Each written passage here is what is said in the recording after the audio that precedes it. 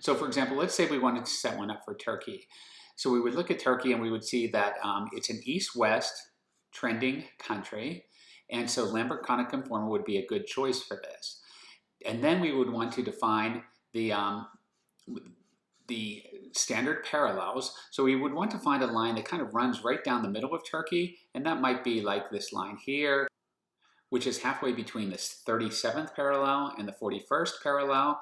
And so we make those two lines our standard parallels and use the secant case here. So we have these two standard parallels of 37 degrees of latitude and 41 degrees of latitude. And this central meridian just kind of indicates what we want in the center of our map. So we want to center the map halfway between the two sides of Turkey. And so we would call the 35th parallel, or the 35th meridian, that would be our central meridian. And so in this way, we can make a custom map projection just for the country of Turkey if we wanted to.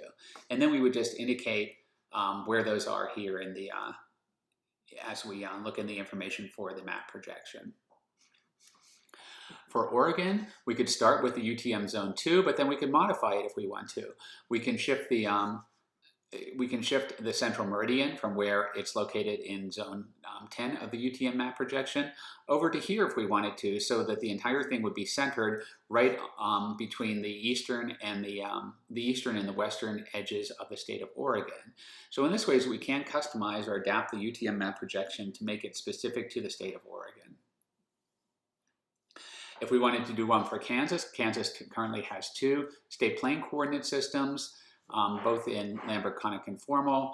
We could start with one of those, and we could once again shift the standard parallels so that they better represent the state of Kansas here. But there are some cautions you should know, right? If you're going to be doing these sorts of things, you want to the advantage is they give you better accuracy for your map, but you'll need to take care to convert all of this into this new custom coordinate system that you're coming up with. If you're collecting GPS data, you may not be able to collect it directly in the coordinate system you want to use.